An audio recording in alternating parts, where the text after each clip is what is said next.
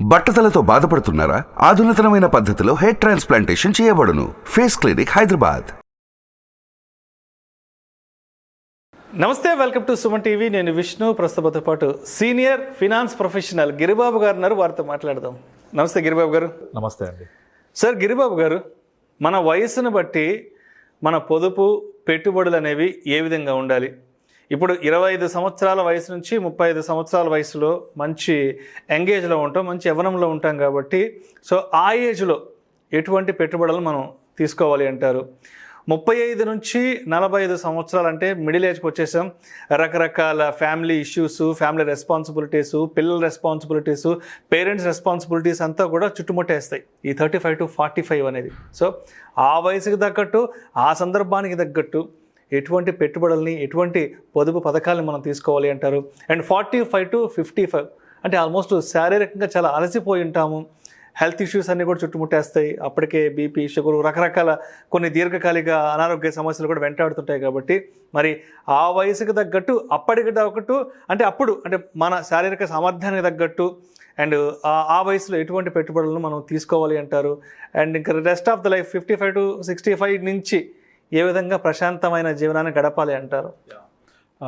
మన పెద్దలు ఎక్కువ చెప్తూ ఉంటారు, ఏ వయసులో జరగాల్సిన ముచ్చట ఆ వయసులో జరగాలి అబ్బాయి అని చెప్తూ ఉంటారు. సో నార్మల్గా ఒక 25 years వచ్చిన తర్వాత, ఉద్యోగంలో సెటిల్ అయిన తర్వాత 27-28లో వివాహము జరిగితే అప్పుడు శరీరం సహకరిస్తుంది. పిల్లలు పెద్దయి పెళ్ళిళ్ళు అయ్యే టైంకి మనం యాజ్ ఎ పేరెంట్స్గా యంగ్ ఉంటాము. సో అలా యంగ్ ఉండడం అనేది వాళ్ళకు కూడా మంచి సంబంధాలు వెతికి చూడడానికి, పిల్లలకు మనము ఒక పేరెంట్స్గా ఒక ఆసరాగా ఉండి వాళ్ళ కెరీర్ని సెటిల్ చేయడానికి మనకు ఒక అవకాశం దొరుకుతుంది. అందుకే ఏ వయసులో ముచ్చట ఆ వయసు జరగాలి అంటారు. అందుకే లేట్ వయసులో అలా పెళ్ళిళ్ళు చేసుకుంటే మీకు ఫ్యూచర్లో కూడా ప్రాబ్లమ్స్ ఉంటాయని చెప్తూ ఉంటారు. అది చాలా కరెక్ట్ అది. సో అది ఒక పెళ్ళిళ్ళ విషయంలో అదే కాకుండా మనము ఒక వ్యక్తిగా చదువు అయిపోయిన తర్వాత మనకు ఉద్యోగంలో కానీ వ్యాపారంలో కానీ స్థిరపడడం జరుగుతున్నప్పుడే, మనకు ఆదాయం స్టార్ట్ అవుతున్నప్పుడే నెమ్మదిగా మనం కనుక ఫైనాన్షియల్ ప్లానింగ్ చేసుకుంటూ వెళితే మీకు ఫ్యూచర్ డేస్లో, అంటే మీరు అన్నట్టుగా ఒక 50 తర్వాత నేను 10 kilometers పరిగెట్టగలను అనుకుంటే అప్పుడు పరిగెట్టేవాడిని 20 సంవత్సరాలు అంటే ఇప్పుడు కుదరదు. 50లోకి వచ్చిన తర్వాత మీ స్పీడ్ తగ్గించాలి. ఇంకా నేను 25లో పరిగెట్టినట్టుగా 10 kilometers పరిగెడతా అంటే తీసుకోవడానికి అంబులెన్స్ రెడీగా ఉంటుంది. సో ఎప్పుడు కూడా మీ వయసు తగ్గట్టుగా వయసుకు రెస్పెక్ట్ ఇవ్వాలి. మనం శరీరంలో జరిగే మార్పులను అర్థం చేసుకోవాలి. అలాగే మన యొక్క ఇన్వెస్ట్మెంట్ ప్యాటర్న్ కూడా అర్థం చేసుకోవాలి. ఎగ్జాంపుల్ చెప్తాను. ఇప్పుడు నార్మల్గా మీకు జులై సినిమాలో ఒక డైలాగ్ ఉంటుంది. సో వాడు అల్లు అర్జున్, నాకు 2 లక్షలు ఇవ్వు, తీసుకెళ్ళి నేను 2 రోజుల్లో 5 లక్షలు చేస్తా అంటాడు. నువ్వు 2 లక్షలు 2 రోజులు 5 లక్షలు చేస్తే 60 ఏళ్లలో రావాల్సిన అంబులెన్స్ 40 ఏళ్ళకే వస్తుంది. సో ఈ డబ్బులు తొందరగా వస్తే అంబులెన్స్ కూడా తొందరగా వస్తుంది. అంటే ఇందులో క్లియర్ మెసేజ్ ఉంది. కనుక ఆ ఇన్వెస్ట్మెంట్ పెరగడానికి టైం ఇవ్వాలి.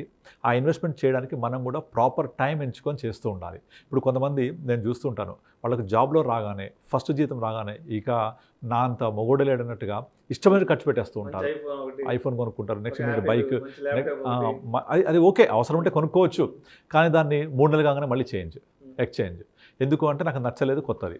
అలా ఎప్పుడు ఒకటే దాని మీద ఒక 3 months నుంచి వాడలేకపోతారు. ఎక్స్చేంజ్ అంటారు. మళ్ళీ ఎక్స్చేంజ్లో మొత్తం ఇవ్వడుగా వాడు 50% పోతుంది ప్రైస్, మళ్ళీ 50% ఎక్స్ట్రా పెట్టేస్తారు. ఈరోజు సేల్ వస్తుంది, అలా మళ్ళీ ఖర్చు పెట్టేస్తుంటారు. ఇది అస్సలు కరెక్ట్ కాదు.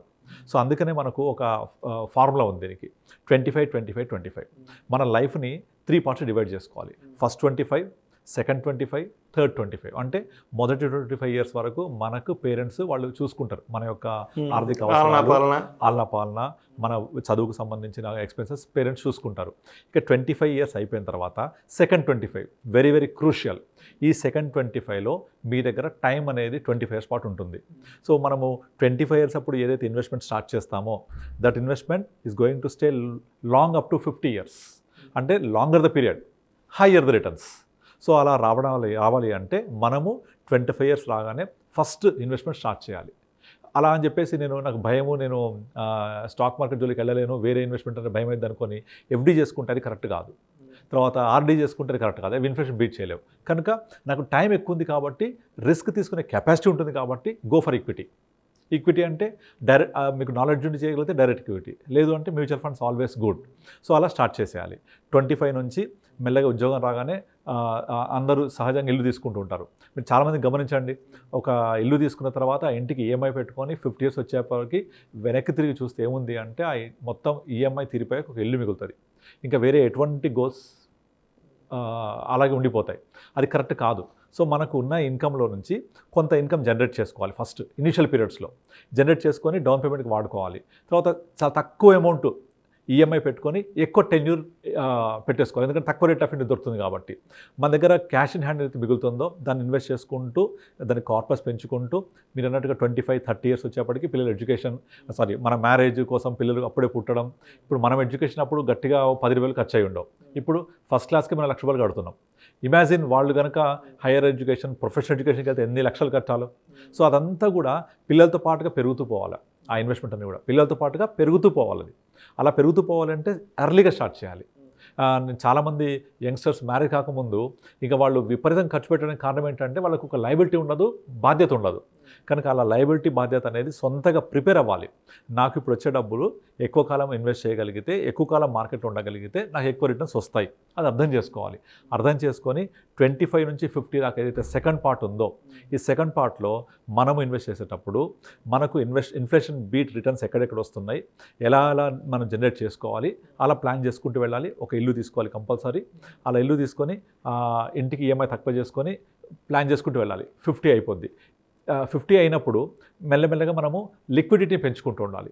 చాలామంది ఏం చేస్తారంటే 25 to 50 వరకు అప్పులు తీసుకొని పర్సనల్ లోన్ తీసుకొని ప్లాట్లు కొనేస్తుంటారు. చాలామంది చూశాను నేను 2015-16లో తెలంగాణలో ప్లాట్ ధర పెరుగుతున్నప్పుడు రియల్ ఎస్టేట్ భూమి వచ్చినప్పుడు విపరీతంగా కొంటూ ఇవాళ తీసుకుంటే అన్ని వాల్యూ పెరుగున్నాయి కానీ లిక్విడిటీ లేదు. చాలామంది 60 yearsకి 50 yearsకి వచ్చేప్పటికి ఆస్తిపరంగా వాళ్ళు సంపన్నులే, కానీ మంత్లీ ఇన్కమ్ లేకపోతే ఇంటి ముందు బెంజ్ కారు ఉండి పెట్రోల్ కొట్టేయడానికి డబ్బు లేకపోతే ఎలా ఉంటుందో అలా ఉంటుంది పరిస్థితి. సో అట్లా కాకుండా 50 years తర్వాత లిక్విడేట్ మోడ్కి వెళ్ళిపోవాలి. అన్నీ లిక్విడేట్ చేసుకొని మనకు ఏదైతే లైఫ్లో రిటైర్మెంట్ ప్లానింగ్ అవ్వచ్చు, పిల్లల ఎడ్యుకేషన్ అవ్వచ్చు, వెకేషన్ అవ్వచ్చు, ఇలాంటి అన్నిటికీ డబ్బులు రెడీగా ఉండాలి. ఆ 50 నుంచి 75 థర్డ్ ఫేజ్. ఈ సెకండ్ ఫేజ్లో సేవ్ చేసుకున్న డబ్బులన్నీ కూడా థర్డ్ ఫేజ్లో యూజ్ చేసుకోవాలి. థర్డ్ ఫేజ్ యూజ్ చేసుకునేటప్పుడు ఎవరి మీద డిపెండ్ అవ్వాల్సిన అవసరం ఉండకూడదు. మనమే ఇంకొకరికి సహాయం చేసేలాగా ఉండాలి. అలా ఉంటే మన లైఫ్ అంతా కూడా ప్రాపర్గా వెళ్తూ ఉంటుంది. కానీ కొంతమంది ఏం చేస్తారు, రిటైర్ అయిన తర్వాత కూడా ఇంకా వాళ్ళ మీద బాధ్యతలు ఉండిపోతాయి, ఇంకా ఈఎంఐ తీరదు, ఇంకా ఏంటి నువ్వు ఎలా ఉన్నావని అడిగితే ఎక్కడ నాకు ఇంకా ఖర్చులు అలాగే ఉన్నాయి, అప్పులు అలాగే ఉన్నాయి, పెద్దోడు సెటిల్ కాలేదు, ఇంకా ఇవే మాటలు చెప్తూ ఉంటారు. సో అట్లా కాదు. అవన్నీ ఏంటంటే మనల్ని ఆర్థికంగా బలహీనలు చేసి మనం శారీరకంగా బలహీనలు అయిపోతాం. సో అలా కాకుండా ఆర్థికంగా ఎప్పుడైతే బలంగా ఉంటారో మనము ఆరోగ్యపరంగా కూడా ఆ బలం వస్తుంది. సో ఒకసారి గుండె మీద చేసుకొని నా దగ్గర ఇంత పోర్ట్ఫోలియో ఉంది, ఇన్ని డబ్బులు ఉన్నాయి, నేను నెక్స్ట్ 30 years నేను నా వైఫ్ ఇద్దరం హ్యాపీగా బతకడానికి డబ్బులు ఉన్నాయని అనుకోండి. ఆలోచించండి ఎంత హ్యాపీగా అనిపిస్తుంది, ఎంత సంతోషంగా ఉంటుంది, ఎంత ఒక ఆర్థిక భరోసాగా ఉంటుంది మీకు. అది ఆర్థిక భద్రత మిమ్మల్ని మీ నెక్స్ట్ జనరేషన్ని ఆర్థిక పరిపుష్టంగా ఉంచడానికి మీకు హెల్ప్ అవుతుంది. కనుక ఫస్ట్ 25 ఏదైతే ఆడుతూ పడుతూ సరదాగా గడిచిపోద్దో సెకండ్ 25 లైఫ్లో మనము డిసిప్లిన్గా కనుక ప్లాన్ చేసుకుంటూ వచ్చి థర్డ్ 25లో హ్యాపీగా గడపడానికి. రిటైర్మెంట్ లైఫ్ అంటే ఏంటి, రిటైర్మెంట్ అయిన తర్వాత కూడా ఇంకా 9 to 5 జాబ్ చేయకూడదు అని అర్థం. రిటైర్మెంట్ అయిన తర్వాత మన టైం మన దగ్గర ఉండాలని అర్థం. రిటైర్మెంట్ అయిన తర్వాత నాకు ఏవైతే ప్యాషన్ ఉంది, ఏం చేయాలనుకున్నానో అవన్నీ చేయడానికి మీ దగ్గర ఒక ఆర్థికంగా స్వేచ్ఛ ఉండాలి. ఆర్థిక స్వేచ్ఛ, మీ టైం మీతో ఉండడం, మీ టైం మీ కంట్రోల్లో ఉండడమే రిటైర్మెంట్ అంటే. ఇప్పుడు మీరు నార్మల్గా ఒక సర్వే తీసుకుంటే ఇండియాలో ఎక్కువ మంది 100 years అబోవ్ బ్రతుకున్న వాళ్ళని తీసుకుంటే అరౌండ్ 2-3 lakhs ప్లస్ ఉంటారు. వీళ్ళందరిలో ఉండే కామన్ ఫ్యాక్టర్ ఏంటంటే అందరికీ పెన్షన్ వస్తుంది. ఈ పెన్షన్ వచ్చేవాళ్ళు టెన్షన్ లేకుండా అబోవ్ 100 బ్రతికేసి ఉన్నారని మనకు ఒక లెసన్ నేర్చుకోవచ్చు దీనివల్ల. కనుక ఫస్ట్ 25 సెకండ్ 25 మనం ఏదైతే ప్లే చేసుకుంటామో అది థర్డ్ 25లో మనకు ఉపయోగపడడం వల్ల మనము 100 years బ్రతికే అదృష్టాన్ని పొందగలుగుతాం. ఆరోగ్యం ఉంటేనే కదా మనం బ్రతికేందుకు ఒక అర్థం ఉంటుంది. అనారోగ్యంతో బ్రతికితే అది వ్యర్థం. అది కనుక ఆరోగ్యంతో పాటు ఈ ఆరోగ్యం ఎప్పుడు వస్తుంది, ఆర్థికంగా పరిపుష్టమై ఉంటే. దీనికి పునాదులు పడుతూ ఉండాలి. ఎప్పటి నుంచి 25 years నుంచే. అందుకని దగ్గరికి వచ్చేవాళ్ళందరికీ చెప్తూ ఉంటాను, ఎవరైనా 25-26 yearsకి వస్తే మీరు ఎవరి ద్వారా వచ్చారు ఇక్కడికంటే మా ఫాదర్ చెప్పారు. మీ ఫాదర్ మీకు లైఫ్లో ఇచ్చే అతిపెద్ద పాఠం ఇది. సో దానివల్ల మీరు మీ ఫ్యూచర్ అంతా కూడా మీ ఫాదర్కి థ్యాంక్స్ చెప్పుకుంటూ ఉంటారు. ఎందుకంటే ఇప్పుడు పెన్షన్ లేదు, గవర్నమెంట్ ఎంప్లాయీస్ కూడా లేదు, వాళ్ళందరికీ టెన్షన్ పెట్టుకుంది, అరే నాకు పెన్షన్ లేదు ఎట్లా అని చెప్పేసి. వాళ్ళందరూ ఇలా ప్లాన్ చేసుకుంటూ వెళ్తే అసలు టెన్షన్ పడాల్సిన అవసరం లేదు, హ్యాపీగా బ్రతకొచ్చు. సో కనుక లైఫ్ అందరూ ప్లాన్ చేసుకుంటూ వెళ్ళాలి. ఏ వయసులో జరగాల్సిన ముచ్చట ఆ వయసులో జరగాలి. Thank you so much Giribabu garu. Thank you అండి. ఏ వయసుకు తగ్గ పెట్టుబడుల్ని ఏ వయసులో తీసుకోవాలి ఏంటి, అండ్ మీరు చెప్పినట్టు పెన్షన్తో టెన్షన్ లేకుండా బ్రతకాలి అంటే ఏం చేయాలనే అంశం గురించి చాలా చక్కగా మీ విశ్లేషణ తెలియజేశారు. Thank you so much sir. Thank you అండి. సుమన్ టీవీలో మీ పర్సనల్ అండ్ బిజినెస్ ప్రమోషన్స్ కోసం కింది నెంబర్కి కాంటాక్ట్ చేయండి.